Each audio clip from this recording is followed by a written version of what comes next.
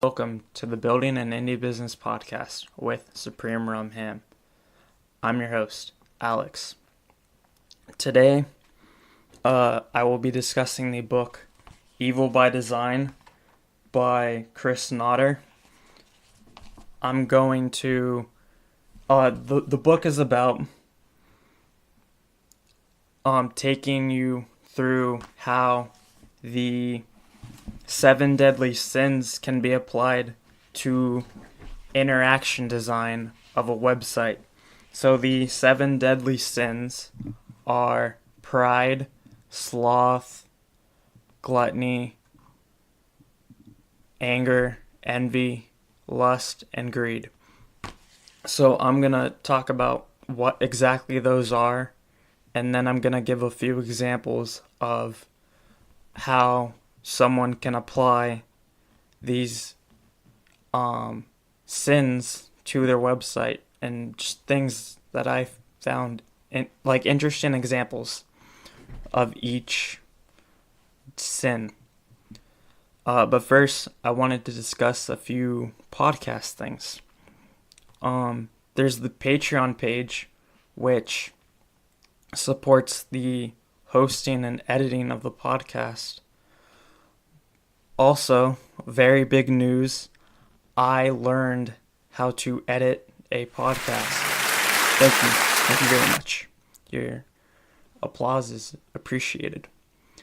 So, I guess now the Patreon page isn't for specifically editing, but it might be for improving the podcast. I don't really think there's anything I need to add editing-wise to the podcast. I might add outro music, but not right away. Alright, so let's get into the book. There's pride. Pride is described as arrogance, loss of touch with reality, overestimating one's capabilities, thinking that you can do no wrong. So the first example of pride that I liked is provide users with reasons to buy your product. So this could be testimonials or showing the users how your product can improve their life. Alright, so the next one for pride is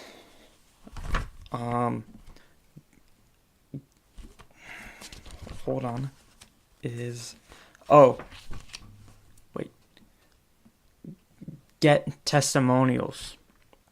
So this is just having people say good things about your website and then adding it to your website.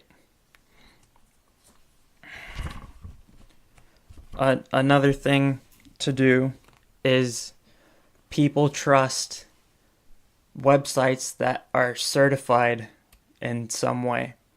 So you can add, according to the book, you can add any certification from like SSL to McAfee certification, which I'm pretty sure McAfee logo on the website pretty much means nothing, but that people will see that and then trust the website. The next one is help people complete a set. So basically, you give users badges or achievements, and then they'll want to complete the set and get as many badges as they can. This really applies to games and not like SaaS businesses, but I'm sure there's a way you can apply it to your SaaS in some way, shape, or form. the next one, oh, hold on, is that the last one? Oh yeah. So now we're on to sloth. And sloth is described as laziness. And one way you could use sloth to get people to use your website is to have fewer options. So instead of overloading people with 3 to 5 options, you give them 2 options. And that way it narrows down the decision making, and they're less likely to not make a decision. The next sloth tactic that you could use is pre-pick the options for your users. So you set up your website with the preferred options that you would rather have a user sign up for pre-selected. So that way, if they wanted to change anything, they'd have to do the work instead of them choosing the other option themselves. Okay, the next for gluttony, hold on, I have the book right in front of me, and I'm sometimes reading right through it. And gluttony is described as overabundance. Okay, so the first tactic in gluttony is make customers work for a reward. And the example they use is there's this company, Canadian Tire, and what they do is they give out like little, it's not a coupon, but it's like money that they can use in the store, and the value is like 5 cents. Let me see. And so they give out these, I guess, every purchase they make they give their money to customers every time they make a purchase, but the money is like 5 cents, 10 cents, and 25 cents. So it takes users a long time to get enough of these notes that they could actually make a purchase. And that keeps them coming back because they have to work for the reward. Okay, the next one is display product weakness to build trust. So what you can do is you show or you compare your competitor's website and say, this is what they have and this is what we don't have, and this builds trust because you're being transparent with your users, and they will trust you more because of that. The next thing is save the time-consuming tasks for last. So say if you have users filling out a form, and what you want to do is you want them to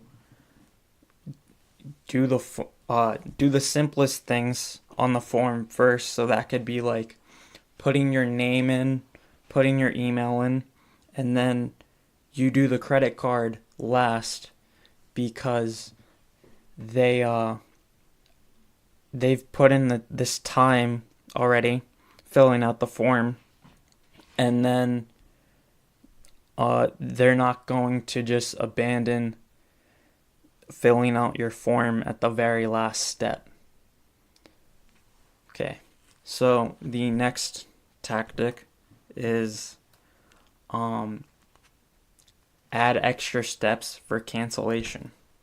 So this can be like when they go to cancel, you add an "Are you sure?" pop-up, and this will have them think twice about canceling, and that would make them less likely to cancel their subscription. Finally, the last one for gluttony is pre-fill forms for users with the expensive options as the default options. So this is very similar to the preferred options in Sloth, but the difference is that these are the expensive options and not your preferred options. Okay, so the next sin is anger. And anger is a biological change in your brain. And the first tactic to prevent people from becoming angry is use humor.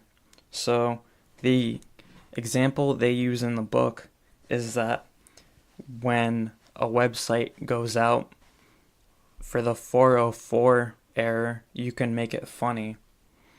And if this is like a very a very serious company or like product management software or something like that, they'll be less likely to become angry at the fact that your software is not working.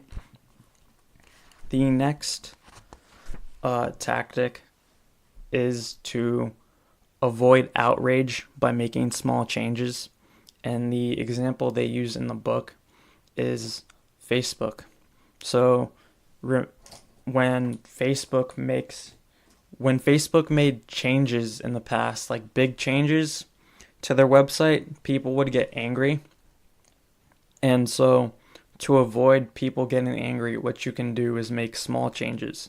So for example, with my website, I could change the button first, and then I could change the footer, the header, and then I change anything else. And I just do that one at a time so that it's not too many changes at once.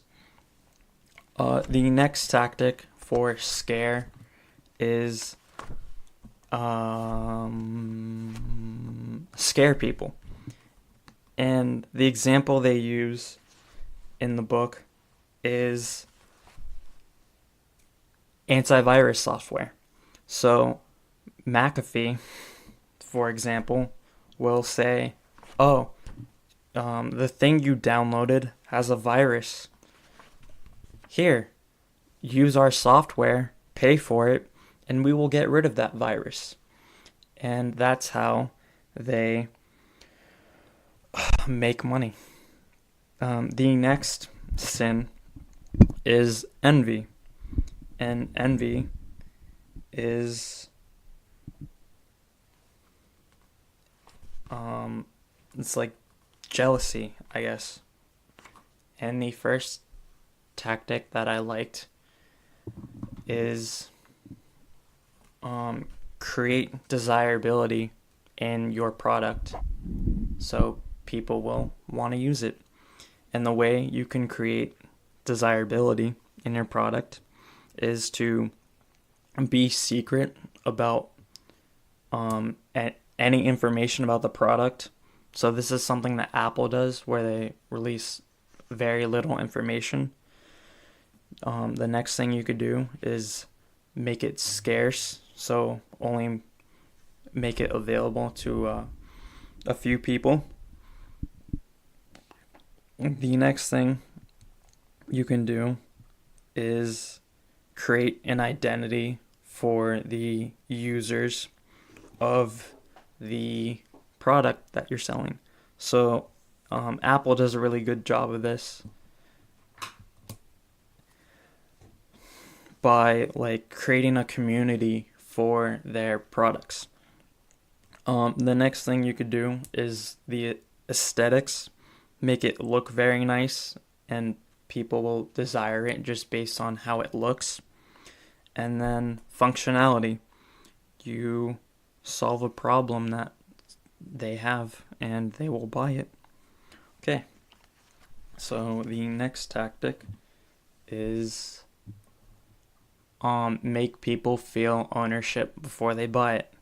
So one way that people do this is getting people to prepay. So you can do a Kickstarter campaign.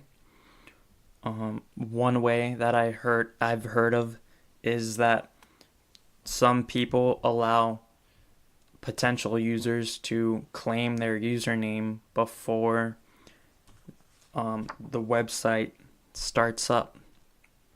I can't remember the people who started this, but I think it was either the people who do the Art of Product podcast or the the Founder Quest podcast. But I got that idea from somewhere. Oh, Justin Jackson also talks about that too. I will try to find the exact article or place where he talked about it, because I definitely read it from him. Alright, so the next way to create envy is to create statuses on your website. So this can be like you create a badge for like the amount of money that each person gives you. So like you have, like on Patreon, you would have a badge for the people that give you $1. You'd have a different badge for people that give you $5, and a different badge for people that give you $10. And then when you create those statuses, you allow users to display those statuses. And you can do this by, like, let's say on my podcast directory website, anyone who adds anything to the website has a little thing right next to their username that says, oh, they're a $10 Patreon supporter. Okay, so the next sin is lust. And lust is, it's an intense desire for an item. Okay, so the way you can create lust is be the second best.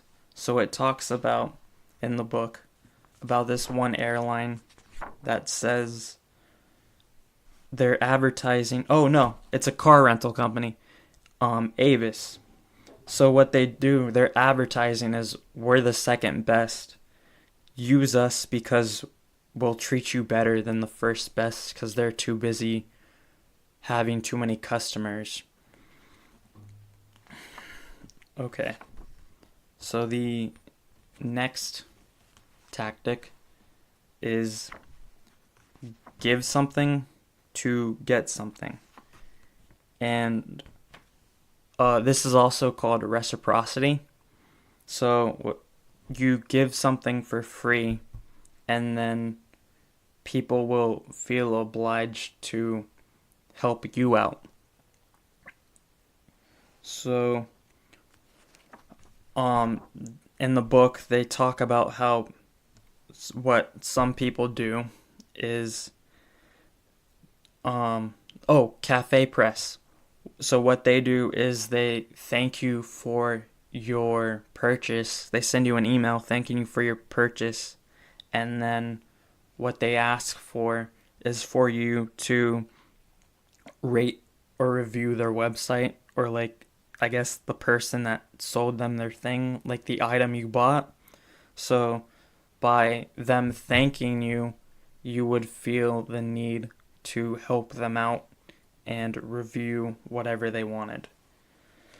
Okay, so the next thing they say is to give something for free, and they give the example of shipping on Amazon, where they have like a threshold for free shipping.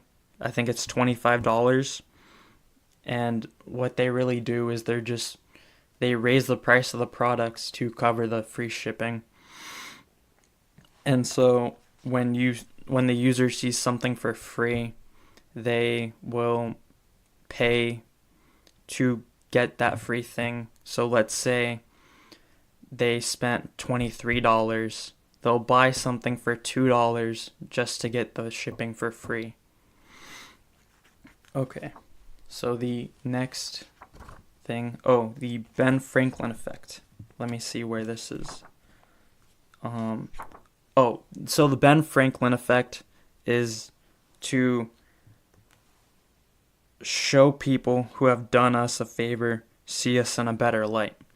So you asked someone for a favor.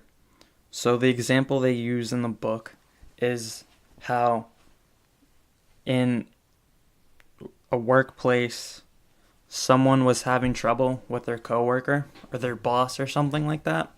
And what he did was he asked to borrow a book in his library so that the person he was borrowing the book from, his boss, would be like, oh, we have the same interests and I will help you out because I'm now invested in you because we have the same interests. Okay. So greed. Greed is the desire to get or keep more stuff than you need. This is a very long chapter. I'm just going to say that right now. And the first tactic that the book suggests is turn tasks into games. So how you can do that is you let people compare their stats.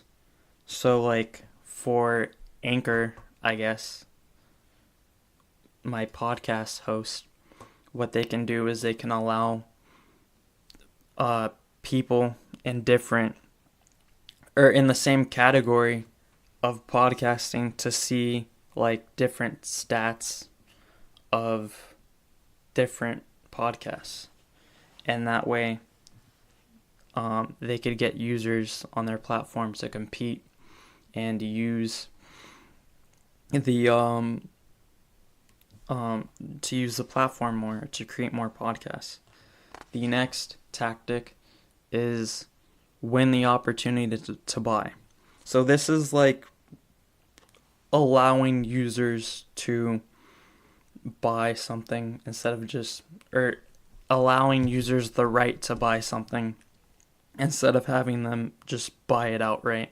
So this example would be like eBay, where they have to bid for the right to buy it. Okay. So the next tactic is use tokens. So what this is like gift cards, where people buy the gift card and they can only use that gift card in the store. So by buying a gift card, you're already prepaying for whatever item that the gift card recipient would buy. And they said Best Buy made like $11 million one year just on unused gift cards. I thought that was crazy. Okay. So the final tactic is to show the second best option first.